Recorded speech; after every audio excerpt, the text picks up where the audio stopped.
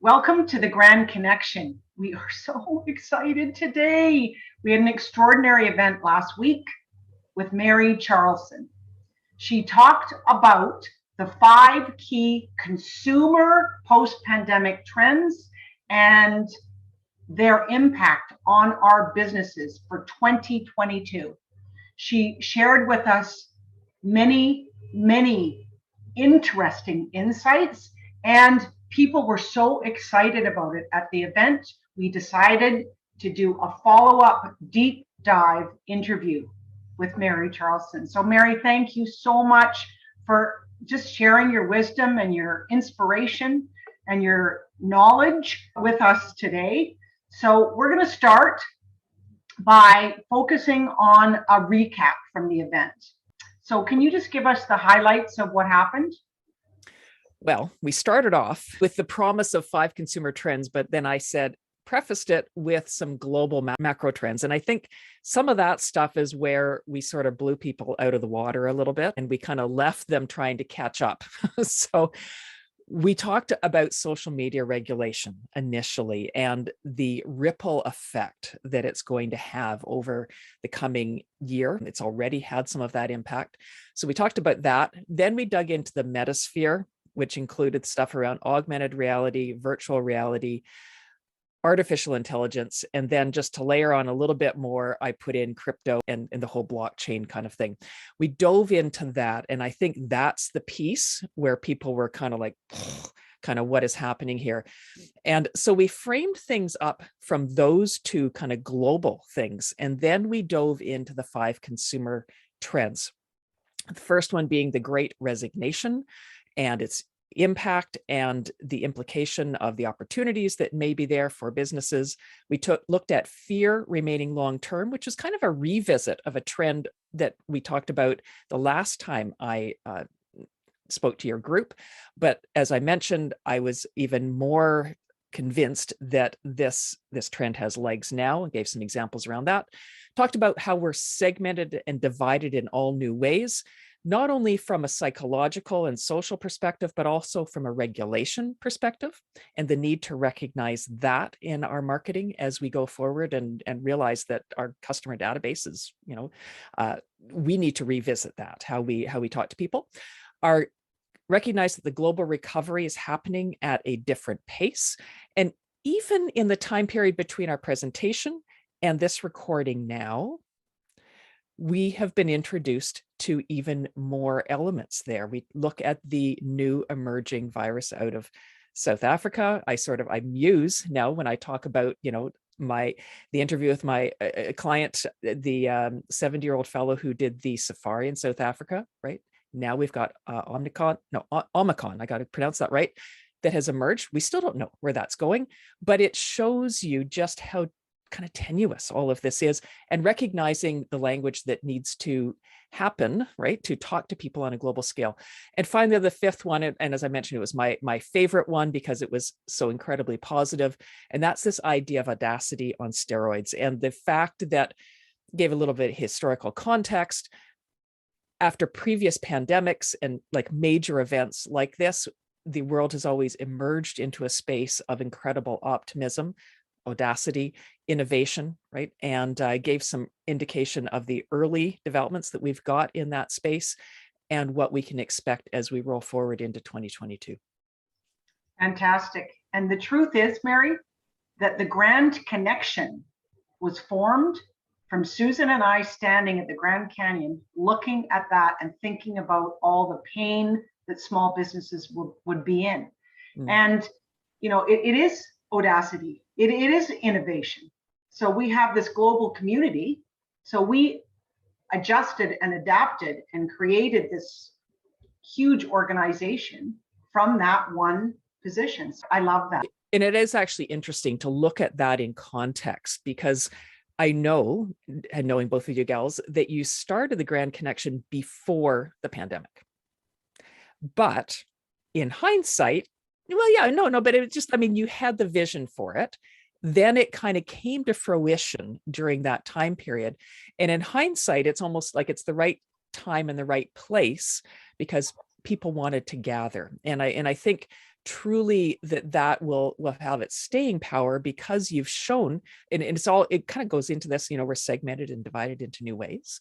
You've created a global community of people that, frankly, unless they were at a crazy expensive conference where they all flew in and came together, would have no other way of having those connections, and certainly not on a repeated basis, right? So it really, in many ways, you guys are right on trend with that. We're segmented and divided in all new ways.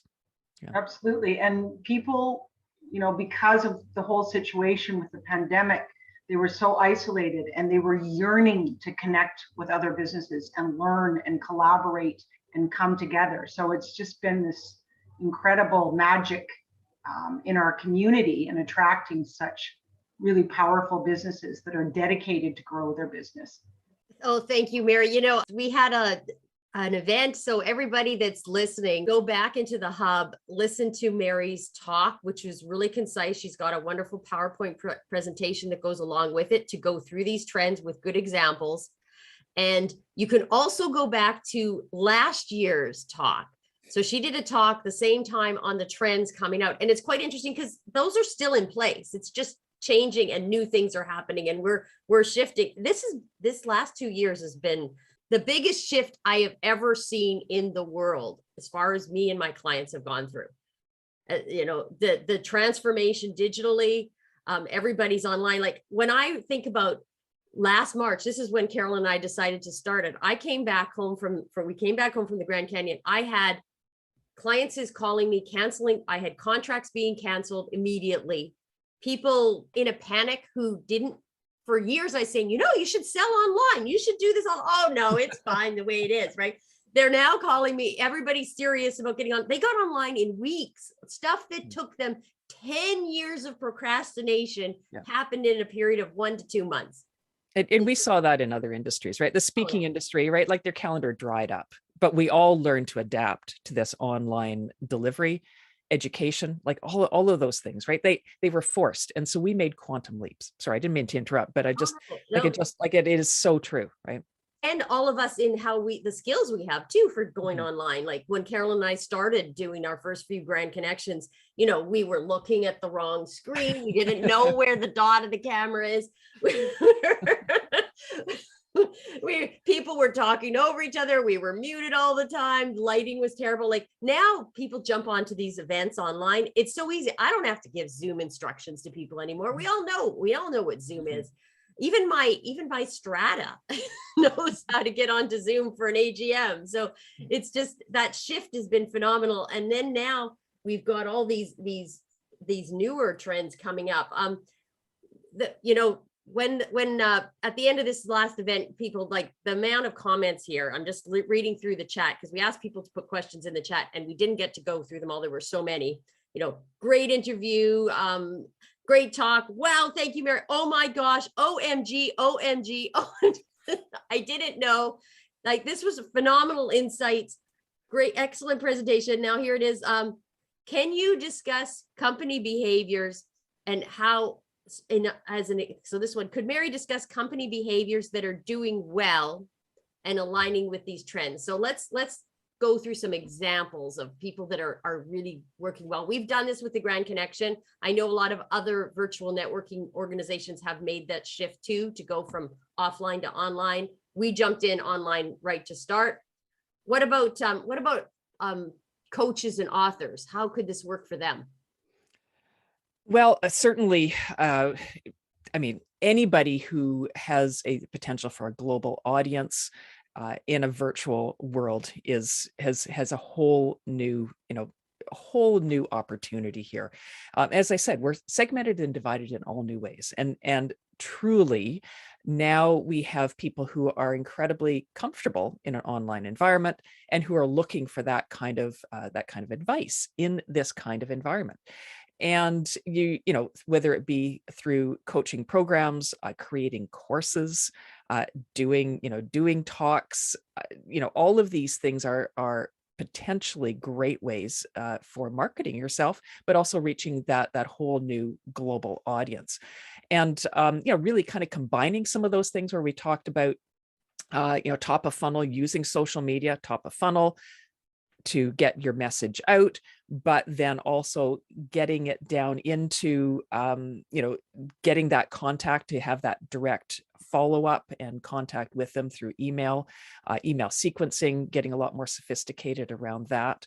And, but then also taking the time just to go live, right? To be heard, to be seen. There's a lot of really cool things that, that can be done.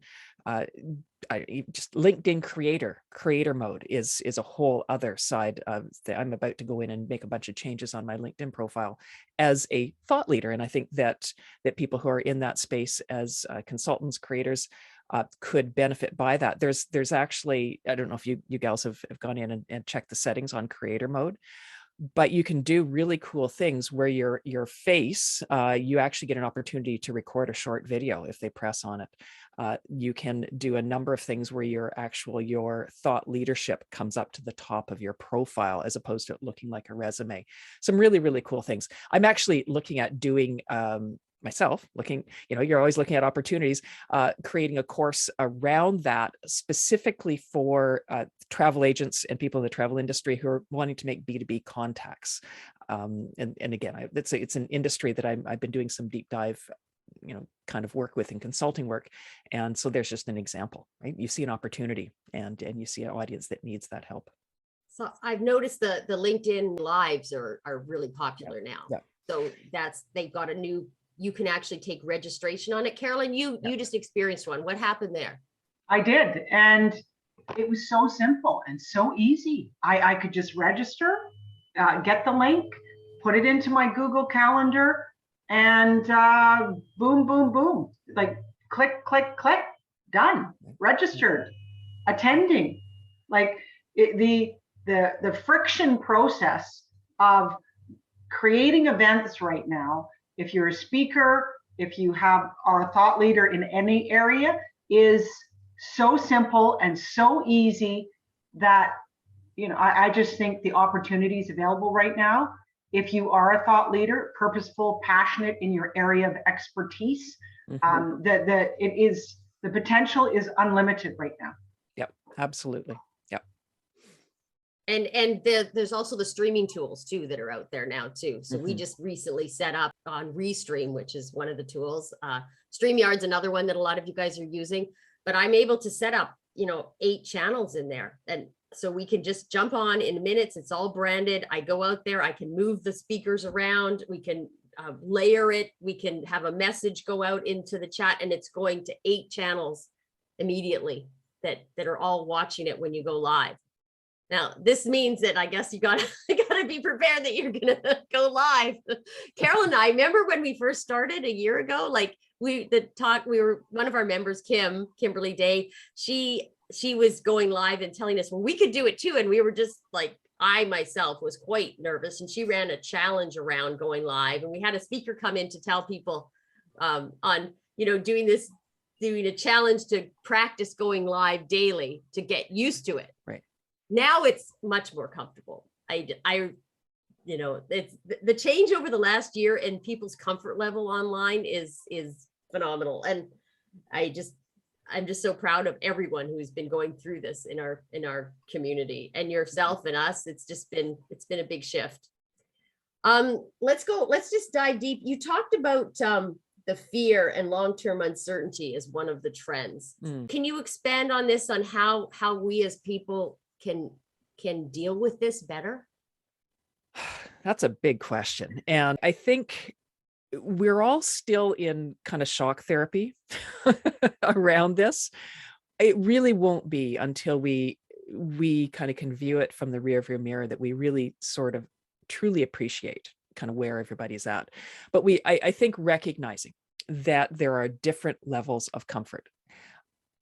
I see it in my friends. I see it in family. People who will travel, people who won't travel, who won't get on a plane, people who have, still won't go out to a movie or go to a restaurant, even though there's vaccine passports. So, or concern around vaccines. We talked about that, and vaccines for their kids, right? And so there's this recognition of fear around the virus, but then there's because it's been for so long, and this is where I sort of referenced Martin Lindstrom's, work on biology, right? but biology for the coronavirus world. He's updated it. The whole attaching neuroscience to business and trends in our actions. And this idea that once we've been in a state of constant threat, and let's face it, almost like we're come 20 months, almost coming up 2 years, we've psychologically and physically been in almost a fight or flight state. And so it's readjusted the way that we respond to things. And so it's almost like, we get normalized around that being the new normal. And so we've seen that impact and, a variety of different industries. I talked about travel, how that's really divided us in all new ways for sure. But I think what's really important for us is, and it kind of ties into that, how we're segmented in all new ways.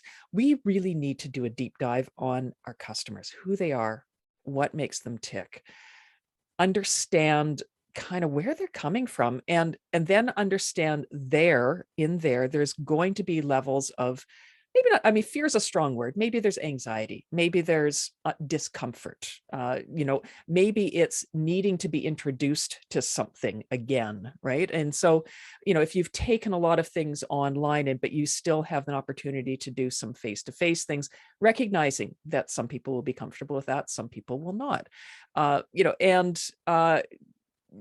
it really, honestly, it really depends on what it is you're selling, but being conscious of the language that we use, conscious of kind of the case studies and the examples that we use to make sure it resonates with that segment of your audience. And so that's where I bring it all back to. It's like, you think you know your audience based on demographics and geographics, but it's that psychographic and behavioral stuff.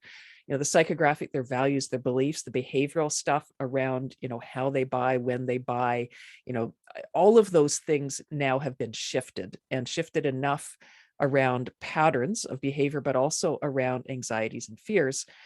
We need to understand deeply who our customer base is. And that's where I suggested in the presentation was, doing a survey, but, if you could just talk to people, get online, right? Now we've become so comfortable with this as a format. You could do worse, as I said, schedule a couple of days of, interviews and just talk to people, right? And coffee chats, but in that you'll kind of start to see little things emerge. And for sure, there's going to be, you're going to get sort of the touch points around, what's driving some of that fear and anxiety for some people, and for others, they're like already they're on Audacity, right? They're like, they've launched, they're so done, right? And and so understanding where people are on that spectrum. Yeah. Can I pop in here for just sure. 1 sec? What I love about this, Mary, is that I think it's what all the businesses need to do, even more, because it's all about relationship. And you have to know exactly what the issues are, what's working, what isn't working, what are they missing. So it builds a stronger connection and bond. Yeah, and it could be more formalized as well. I mean, it's almost like an online focus group, right? If you're a bigger business and you've got people on a global scale, global customers, or even just across the country, maybe have a few of these chats, right? And then say, hey, would you mind joining in a group, a focus group? Because you also then get different conversations going. And, you may not be a professional moderator, but you can kind of do your best to kind of poke and prod questions. Because when you get others talking to each other, that's when you start to bring out insights as well. And so I think this is a time for some deep dive on consumer research to understand who it is you're really speaking to. Out of that, you'll get reoccurring themes. You'll get the language as they said it, right? If somebody says something in a particular way, and others sort of join in on it, it's just like, jot that one down, baby, because that becomes part of your social media post. That becomes part of a response to a question on your social media, or even better, it becomes part of a kind of a case study that you talk about in an e-newsletter or something, right? Like, these are the pieces that allow you to really, really solidify that relationship with your customer base, but like, to be crazy super in touch, right? There's nothing better than hearing your own words echoed back at you. You're like, wow, they really get me. It's like, well, they do, because like you told them to say that, right? Like it sounds crazy, but it works. And this is a great opportunity that is available for every business out there, small, medium, and large. And to just get them on Zoom. Yeah. You know, get them on Zoom for half an hour. Those priceless pieces of information, you can weave that into everything within your business, your marketing, your operations, your invitation, all of it, the language, and it's truth marketing that I call you know it. what? I think an important thing to identify with this, Carolyn, is don't use it as an opportunity to sell. No. Just use it as an opportunity to listen. And learn. And learn, right? And even the fact that you cared enough to ask and talk, right? And be very clear about that, because don't be tempted. Don't be tempted to try to shift it into a sales. No, and have some kind of appreciation and reward for them. Like really don't just take, but give. Right. Like at the Grand Connection, our philosophy is grand giving. I mean, that's what this is listening, learning, and at the end, there has to be a real significant giving. Anyway, I just love it. I'm going to pass it back to Susan now. I'm going to ask you both a question, because I know you're both good at this area. Is what questions would you ask your clients if you're doing an interview? And I do this often. I'll be doing some sort of, I work with clients online, with their websites, and we'll have a meeting. But at the end, if there's a little bit of time, I like to ask a few questions, just like, how has this been for you? And do you have any specific good, opening questions that could generate a good conversation that you can learn from? Well, I mean, there's so many places you could go with it. I mean, if you're opening up the conversation, you'd want to keep it very kind of general, broad approach, kind of, comforting, just initially. But ultimately, what you're wanting to get into is, tell me about the last 20 months. Kind of how has it been for you in terms of your business, or how, as a customer, how has it been for you, in the last year? How has it shifted since July till now, in terms of your mindset, your patterns of behavior? Just talk to me about how you've been living life, and what parts of that do you like? What parts do you not like? What would you love to change, right? Like, just really kind of understand, right? And kind of because some of those adaptations that they will have made, they will actually be quite happy with and quite comfortable sticking with. And so that's an insight worthy of your attention as well. Just challenges, right? And just ask about, it could be their recreational, as customers, kind of what they have done, changing the patterns of behavior around fitness, recreation, family get-togethers, the way they buy, all of those things. I mean, we know intuitively some of those responses to that, but understanding, and we also know, from our research, but understanding the context of their decisions. I think that's what's important there. Yeah, and their mindset too. Yeah. So to see where they are navigating within the arena, the atmosphere, their decisions exactly, and what's working really well and what's important to you and what isn't. How can we support you in that? So like you said, it's just having a conversation, but an open conversation and a really compassionate, caring conversation to find what is the truth. What another interesting thing would be in there is if you do identify people that you feel are really around that whole kind of hubbed in that fear, anxiety piece of it, is do a little bit more of a dive on that, just on your own over the next month or so, and do a bit of a social media monitor, right? See what they post, right? That's a great idea. Just observe and see, right? And that will also give you some insights. Now, of course, usually people post their best life on social media, but even just the frequency of posts, identify just a couple, right? And just anecdotally kind of look and watch, and that might also give you some interesting stuff to chase down. Another strategy that I see a lot of my clients do is, especially when you're trying to figure out that content piece of what to be focusing on, is there's some large Facebook groups, and you can just go in there and post a question, and you'll get sometimes hundreds of responses back, and that'll start generating information for you on what the buzz is around a Right. topic. Yeah. And or like a LinkedIn poll, like there's lots of things. And that will actually, I mean, that'll get lots more, and that's one of the little algorithms in LinkedIn, right? That's a surefire way to get more engagement on a post. Yeah. So it's good for you too. You're getting engagement, but you also can do research. Yes, absolutely. It's a win-win. I have one more, and that is that after you do this, say, group focus group on Zoom, and find out all this information, and you see a real theme that isn't working, create a solution for that in some way and give it to them. Right. Just provide it for them. Yeah, like if you find a reoccurring challenge or problem, right? Create some coaching sessions around it. If you're a coach, perhaps create a mini course around it, right? You know, at the very least, utilize it as insight for creating a series of blog posts, e-newsletters to your inner circle. Like there's a variety of ways that you could utilize this, to position yourself as a thought leader, number one, but also potentially use it as a revenue kind of stream as well. Absolutely, like a challenge. Those key issues, you can provide solutions and answers for people with that, and then those people will, make their own decision. But you're contributing to the solution. Right. So can we jump into this augmented reality that got everybody just going crazy at our event? Okay, can you re-explain this Metasphere? And you talked about cryptocurrencies, augmented reality, artificial intelligence. Can you give us a little bit of a recap again? And then let's dive into some questions around that. Okay.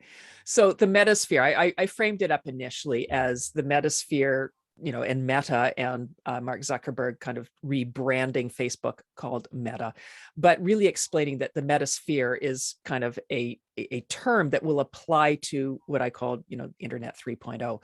And it was a little bit of a branding name grab on behalf of Zuckerberg or Facebook to be calling it that. And I kind of framed it up as it would be not unlike IBM in the year 2000 being called rebrand the internet, right? So there's a lot of companies that are going to want to play in the Metasphere space. So framed it up that way initially, but really it's around and this is the vision. And let's be clear, this is the vision of Silicon Valley IT, largely guys, although some women are in there as well, younger guys. I mean, this is a vision of a kind of an elite group, whether or not, and I think there's a lot of questions that still need to be asked, a lot of conversations around the social impacts of this, as well as, the regulation and the data sharing and collection. That aside, what the vision for the Metasphere is kind of a blend of current reality and augmented reality or virtual reality space, kind of creating a third space. So I gave an example in the presentation of, and mentioned that Facebook, or now Meta, has teamed up with Ray-Ban. And so these glasses, so you can put on the glasses, and they're not like the big clunky glasses. They just look like sunglasses. But within that, it would display almost like a computer screen, like little bits on the top, so that you could be looking at an item for sale in a store. And it would not only, it would maybe show you where it had, been, where had it been designed, who designed it, or the materials in it and the price, right? And it would, as an example, as an augmented, or another augmented reality could be if you're doing a city tour of, say you're in Prague and you're walking around and you're looking at, and you've got access to this program. It tells you the history of this building and why this one clock tower has been blown up and the history around that. And it would be all tied in. So it's an it's reality layered with kind of the internet and the knowledge base in an augmented kind of space. So that was the augmented. Then there was the virtual reality, this is where it gets a little bit kind of Star Trek-y and kind of weird, but it's where we're able to create a reality, a space where it appears like people who are not actually physically there are there with you. I know it sounds kind of Star Trek-y, but I mean, it is. And I showed you an example of a speaker who had actually done that in the space where it was projected. And so it's creating this kind of, where people could say be in not just a Zoom call, they could actually be in a space that felt like they were surrounded by their colleagues in a virtual reality space, or it could be bringing virtual reality to a classroom, education center, where students could actually see the planets, they could touch things, they could manipulate, they could do things. So that's that virtual kind of space of it. And then there's the whole AI, artificial intelligence, which is already there, which is helping us make the internet even smarter than we are, right? And in being super responsive. It's already driving a lot of things around our appliances, right? The smart home, all of that stuff is based on that whole AI, artificial intelligence. So that was that. So it's this vision of a new internet that has layers of augmented and virtual reality accelerated by artificial intelligence. That's that piece. And then I added in the crypto and the blockchain thing. And, a lot of people kind of roll their eyes at crypto and blockchain. And it's like, but really it's a space where it kind of levels the playing field on a decentralized monetary system that could be a global currency. So the internet is a place that could benefit by having that. And so this idea of a virtual kind of, a cryptocurrency, and right now it sort of feels like a little bit more like a race, right? It's almost like the beta versus, whatever, like there's which one will kind of emerge as the currency, and likely every kind of platform like Meta will have their own crypto, various ones will have their own crypto, but it's this idea that you'll have a currency that could be used, within this sphere, right? And to be able to purchase digital products or NFTs, non-fungible tokens that represent actual hard products. So it's a little mind-boggling when you think about it, that if somebody had told us about the internet and what we could do around it back in like 1970, even though I know it's around, but in its current thing, we would have like, we couldn't conceptualize this. So the only thing I can really kind of say around the whole Metasphere is we can't quite wrap our brains around it yet, because it's not something we've ever experienced, but we can kind of get these pieces and start to see how it could kind of come together. I suspect the early adopters on this will be, there will be certain pockets that are early adopters, like the gamer, the gamers will be all over this stuff. Product placement within gaming is already there. They're used to, crypto kind of exchanges, that kind of piece. But I suspect it will also be, there will be some uptake by, I talked about the early adopters, the audacity to try the new stuff. Younger people who have, let's face it, they've been trained to spend way more time on their devices over the last 2 years, for better or for worse. They're going to be all over it as well, just because it's become part of their habits. Yeah, what else do you want to know? Well, it's overwhelming. And how can somebody that's a smaller business tap into these opportunities? So, I mean, the opportunities are not there yet, but this is where the vision is to take this. And as I said, make no mistake, it's not just Facebook, right, who owns, Instagram, WhatsApp, and Messenger. It's all of the other, Apple, Google, all of these guys want a piece of this. So for small businesses, what I would say, it's an attitude change. So as the updates kind of roll out, go try stuff, break things, make mistakes, and learn. That would be my advice, number one. So, as an example, Facebook business page was rebranded to Meta on October 28th, which means that their plan is to roll out this stuff around, Meta, the Metasphere in the Facebook and Instagram platforms at some point in the future. We'll see that, as well as Messenger and WhatsApp. So when you see that kind of stuff starting to roll out, it just be like, when Instagram introduced Reels, or, as a new feature, like try it out, make mistakes, right? Think of it as the early stages of the Grand Connection, when you were looking in the space and you were, there's a plant growing out of your head, right? Go make mistakes and then learn by it. don't devote so much time that it takes away from the actual business of making money, right? I think it's also really, really easy to get lost in all this stuff. And it's an incredible time suck already. Layer on something like this, and it could be even more so. But go play enough to learn. That would be my first advice. And then recognize who the likely early adopters are.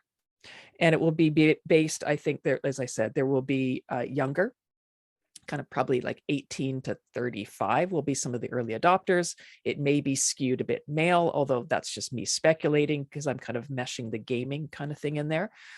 And then it will be around an attitude. The people who are always the 2.0s and the 3.0s, the ones that go, I need to try this. That will be the attitude. And so that will span all age ranges. And so really take a look at who it is that you serve. And is there that attitude of early adopter? Is there do you have a younger skewed audience that might give this legs initially for you? But at the very least, go try it. Play. I always say, there are, there's no wasted time if you're learning something. And so it could be that you tried it and you kind of got a sense of it. At least you'll be able to understand the conversation and the context as this stuff gets talked about. And make no mistake, it will be talked about. And at least you're not kind of sitting there, like a dinosaur going yeah, I still got my flip phone, right? You need to move along and at least understand what potentially is happening. Layered in all this. Now let's also be clear, is that my other global trend was the thing around social media regulation. So I do have faith, not a lot of faith, but I do have some faith that there will be conversations around the social impacts of this. And I think that's a huge piece of this. Huge. If we think we have anxiety and social issues after the pandemic and all the time we spent on devices and, sharing our best life on Instagram while it's a shambles in real, add in here an augmented reality or virtual reality and different sort of living in different reality. My head starts to spin at the possible impacts. And as much as there are some really cool positives, I can certainly see space here for some real negatives. And so I do have fears. But my biggest fear is that the regulators, the government, people just they're not going to get it. And like anything, the innovators will put it out there and it will take time for regulation to come along. And so it will be a Wild West initially, for sure.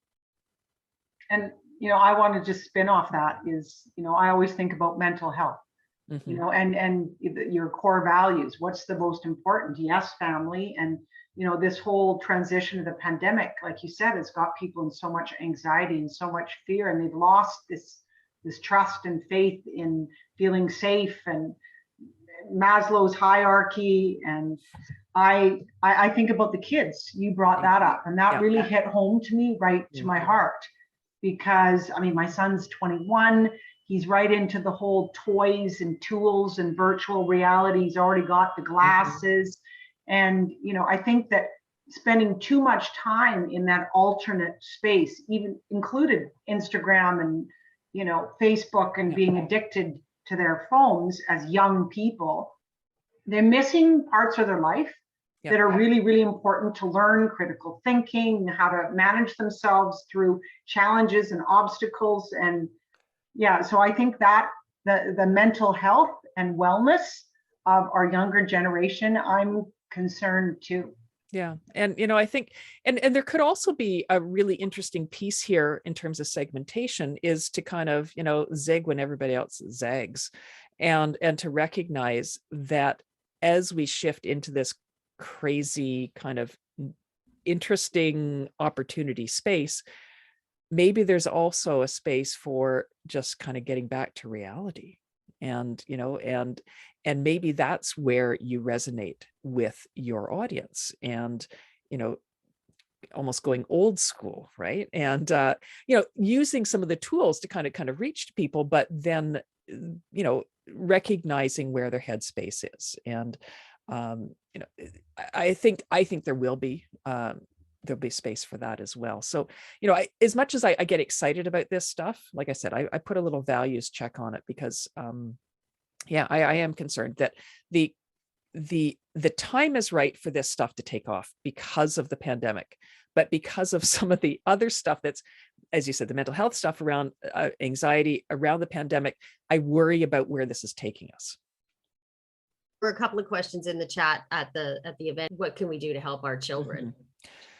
Even ourselves, like, you know what? My phone service went down yesterday.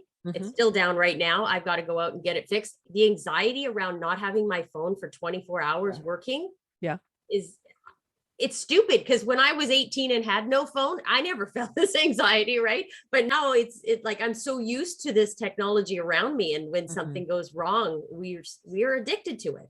Yeah, right.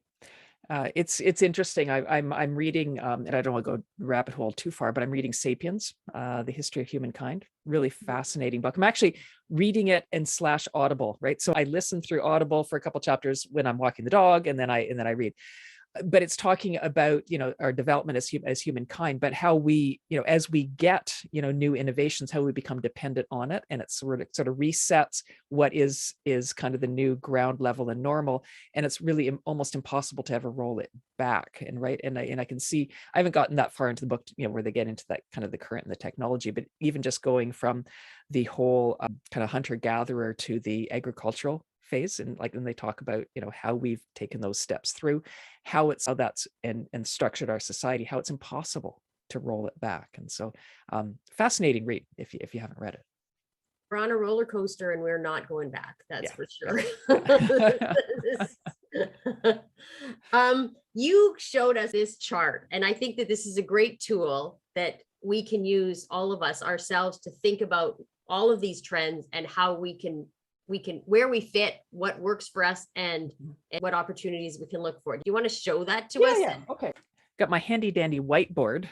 Let me just preface what this is and how I use it. So whenever and I use this sometimes for blog post ideas, but I find it really interesting taking a look at trends and strategies, because as I said, often the opportunity comes at the intersection of trends, or the opportunity comes in writing about something at the intersection of one problem, one trend.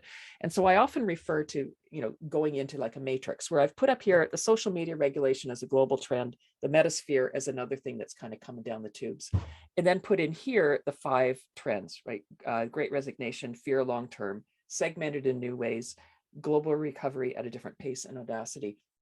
And then for your own personal business, start to think, just kind of brainstorm in this space. And you might not be able to fill up all the spaces, and that's totally fine.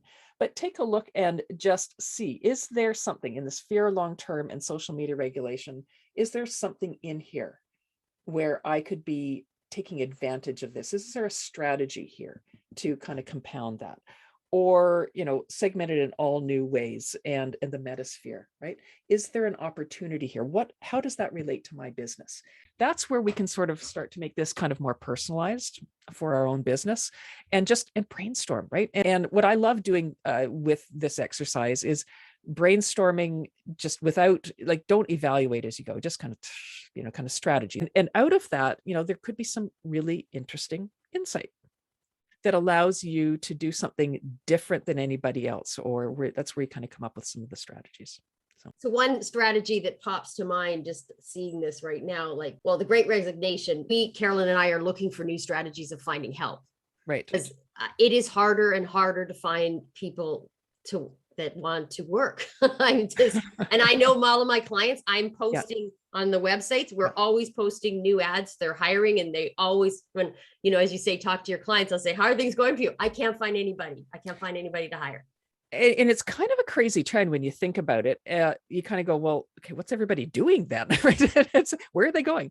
And it's interesting because I think there's a couple things layered in here on the Great Resignation. And I just want to dive a little deeper on this. Yes, it's about being exposed to new ways to work.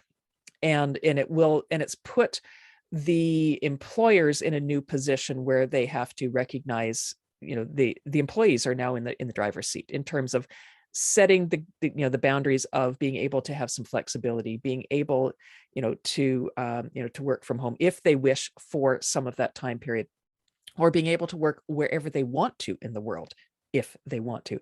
So it's pushing the boundaries on a lot of that. But it also happened at a really interesting time demographically. And I didn't mention that in the presentation, but I think it's worthy, especially for any society like Canada, the United States, and Europe, anywhere where there's this kind of, like the baby boom, the echo generation. Really interesting stuff. Because if we take a look at the behaviors of that kind of like the tail end of the baby boomers, right? They're kind of like in the late 50s, technically, I guess, was it 58, 59, right? Like right in that area into 65, right? Like kind of like us, right? The tail end of that boom might be eyeing retirement there, but they're in the game, man. They don't want, they're not ready. And they're actually at that stage where they're either audacity kicks into play, where they're like, this is the time I'm going to do what I really always wanted to do, number one, or I'm at the stage where I really want to kind of coach and leave my legacy. Could be within the company, could be within my industry. So there's that piece that's going on. At the same time, their kids, now the kids of the leading edge of the boom are, that generation, like late 20s, early 30s. They have values actually very similar to their parents from that capacity around kind of sustainability, independence, the whole mobile thing. And that's another kind of, so we've got these two bumps demographically, and at their age and stage that would have happened anyway, right? The kind of the 50, late 50s, 60s, leave a legacy, do what they want to do, perhaps leave the workforce, but they're not ready to leave, launch new businesses, freedom, travel. Same thing is happening with that late 20s, 30s. They've established a career. They're looking for growth, looking for opportunity, maybe on their own terms, part of the whole digital native kind of universe. Those two groups are larger in, as I said, Canada, the United States, and in Europe, just due to the whole kind of post-World War II, kind of the whole boom echo thing. And what's happening at this time and place is feeding into their whole kind of, desires, hopes, their values. I think that's a really important piece of this. Honestly, it's an insight I probably should have added at the presentation, but we would have been there for another 15 minutes. I think that's something that hasn't really been talked about. And it's also what's driving all this. The third piece in it is somewhat of a function of the pandemic, in that it allowed people to save a bucket of money. Right? Now, not everyone was in the same position. Obviously, some people were, it's been a really tough time, but it's been largely proven that when we shifted our businesses into online, we weren't paying for parking, we weren't paying for commuting, we were infinitely more, infinitely more productive. We weren't buying clothes, we weren't buying new shoes, all of these things. We also weren't traveling and expending money on concerts and music and travel. So as a result, a large amount of that, what I would call the, kind of the digital able to, to work in a that kind of space, has saved money. So they actually have a, when we took a look at, I can't remember the exact stat, but it was close to a third of the people who were planning to leave didn't have a job to jump to. So they're jumping onto a pillow that they know that they can sit on.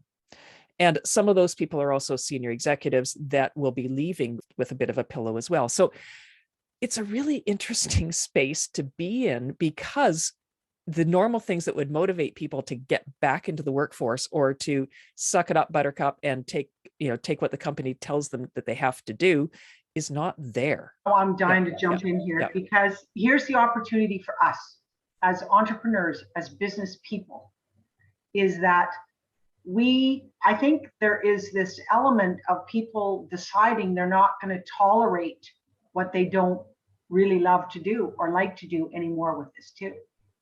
Yeah, it's your values, right? If we've learned nothing else over the last 24 months, it's that you can't be guaranteed what the future will bring. And we need to, live by our values today. YOLO. Yeah. My kids say that every day. I say, when I was your age, I used to and they just go, YOLO, Mom. And it really, and we're also from a generation, you sort of think back to the things that you took for granted and the things that you're also grateful for, right? Ease of travel, the whole kind of post-university grad, go travel, see the world, put a backpack on, no visas, whatever, buy your ticket, you're away. That world has been changed and shifted forever for that generation. It also makes me really grateful. I mean, I've done a fair bit of travel with my adult children when they were, in high school, kind of, in that kind of into the early 20s, introduced them to that world of travel. They're at an age now where, one's finishing university, the other one is, kind of stumbled and started, and he's kind of working and whatever, but he's at that age where their cohort, their friends are like, they've been denied. Like there's like, well, they want to go travel, but it's like even now, like a few have had that window over in Europe, but now it's like, the whole new variant thing is like, what that's going to do to it. It will never be quite the same. And so I look at my kids and I go, like, you got that, right? And they also traveled independently. And so, there's just so many things that have been shifted that impact the way we look at the future. And like you said, you only live once. Your values, your beliefs, and your work is a major part of that. And you don't want to check your values at the door when you go to work. You want to feel like you're helping make the world or your community a better place. To give you some value as to, what you contribute and what you do. And those are driving people. And as I said, those were values of that generation, those two bookended generations, right? And so all of that has kind of come together on this, right? So good. Thank you, Mary. Oh my goodness. This is such meaningful conversation, people. Like, this is the truth and this is a fact. So we need to think deep and think how these trends, these principles, these facts, these situations affect us, our business, our clients, and really individually take this deep dive into this critical thinking, into this exploration. I agree. Thank you so much, Mary. Oh my goodness. So good. Should we end on Audacity? Because I know that that's going to be a nice positive way. We don't want to end on the fear long term. Yeah. Global recovery pace. You talked about jumping into the Metasphere and trying things out. And I think that, you cover that with Audacity. I brought that full circle at the very end, having an attitude of exploration. We have a member in our community, Joy, with 𝗦𝗡𝗑𝗓, and she's got a meta world. And we're going to actually in the new year be running an event in the meta world where we're going to go in. You're going to be you have your avatar. And we're going to have a little trade show of all of our members that can exhibit with their avatar in there. And we're all going to experience a little bit of this new meta. It's very exciting because, Carolyn and I didn't grow up in it. And I think, and we have to be careful, and not be judgmental in the early stages of stuff too, right? Because whatever we're about to experience, we will look back at some point in the future, like the brick cell phone, right? We'll laugh at it, but it's all about learning, right? And the other thing we're exploring is the crypto, right? And how to have a grand connection currency for our members to be able to buy and sell services together within their own currency. That's something we're doing too. So, we are sort of jumping into these things of just tasting it out, exploring, talking to people. We have another member who is experienced in that and is guiding us through it. So it's just fun. The whole crypto thing is interesting. There's also like creator coins. The website escapes me, but I can certainly look it up and I can send it to you. I know that Mark Schaefer has played in the creator coin space. So has Ann Handley from Marketing Profs. And they've each got their own creator coins. And it's something that you can kind of apply for. And so people are using it in their communities, like their community space where if they've got courses where they can reward people with coins in their creator coin, or they can use those creator coins to purchase items within their community, like courses and various things. Again, both of those people have said, Ann Handley and Mark Schaefer have said they're playing in the space to learn. Yeah. Right. And I think that's important to emphasize. Yeah. So this has been phenomenal, Mary. I just want to thank you so much for this. Any last words of wisdom about mindset and moving forward into this new world? Just keep your eyes open, keep curious, right? Go play. That's what I've always said is have a mind of curiosity. I probably learned that attitude at the kitchen table and throughout my life from my mom. My mom was a teacher, an educator. She lived well into, she's 93, but she had an attitude of curiosity and always wanting to try new things. And I think it's a guiding principle that helped her maintain a long life and a very active and alert brain. She had her laptop, to learn about things. And if you have an older parent, many people on the call probably know what, the whole coaching through technology, sometimes you just want to like, oh my God, mom, like, okay, I'll get you back online. But having an attitude of curiosity and also engaging younger people than yourself, surrounding yourself with people who are also trying stuff. It's one of the reasons why I teach, to be perfectly honest. I want to be in touch with 20 and 30-year-olds.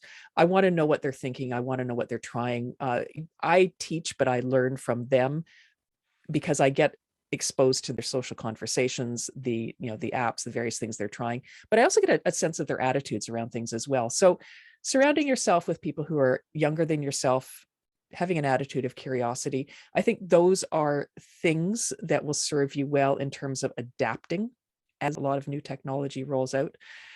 But as we said, also, just understanding your client base and getting close to it. In the middle of all this, remaining human, right? Accessible, understanding values, beliefs.